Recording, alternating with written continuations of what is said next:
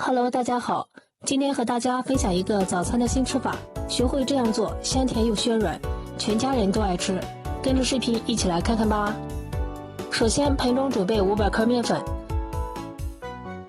在里面打入1颗鸡蛋，加入3克酵母粉，1勺白糖，2克食盐，先用筷子搅拌均匀。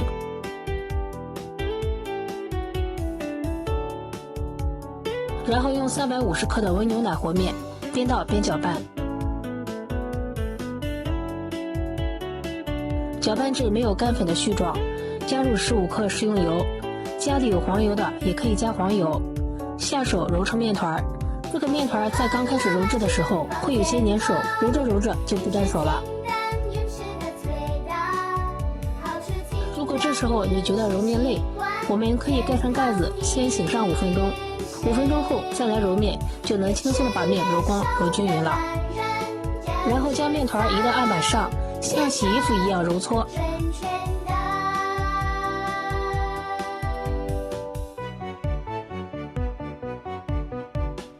这时候面团很容易就揉光滑了。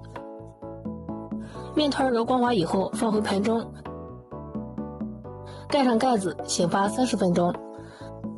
接下来准备2个洗净的苹果，用刮皮刀刮去外皮，苹果皮有点硬，会影响口感。苹果去皮以后，先切成薄片，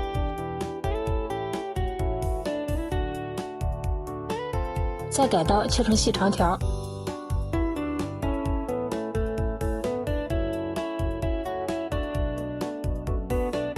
全部切好以后，放入锅中。在里面加入1小把的冰糖，冰糖不需要加的太多，因为苹果也是甜的。再倒入少许的清水，先开中火，用铲子不停地翻炒。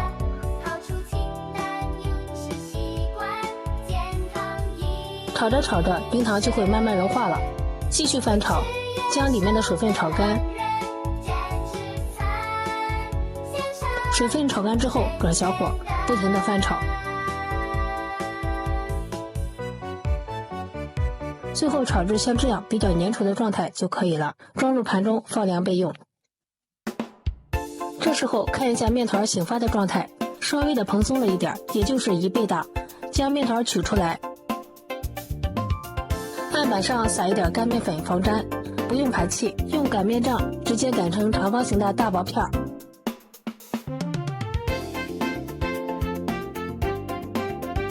擀成这样稍微薄一点长方形的大面片。然后在面片的1/3处，我们用刀子给它切成小面条的形状，给它切通。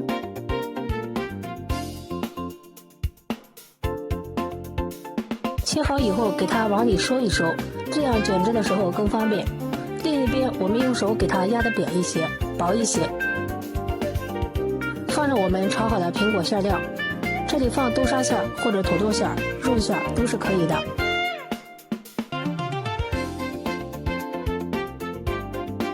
从一头我们给它折起来，边缘处捏紧实，防止露出馅料。再继续卷起来。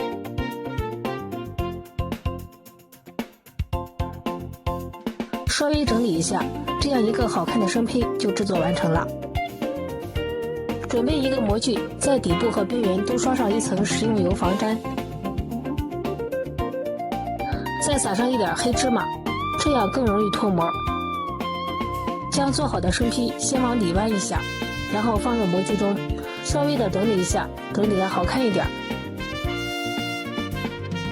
接下来锅中提前烧一些温水，放上蒸笼，将我们做好的生坯放进来，盖上盖子，醒发至1.5倍大。生坯像这样体积明显变大，已经基本达到模具的8分满到9分满，这样就可以了。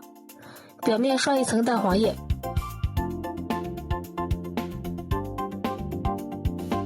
再撒一点白芝麻增香。全部做好后，盖上1层耐高温的保鲜膜，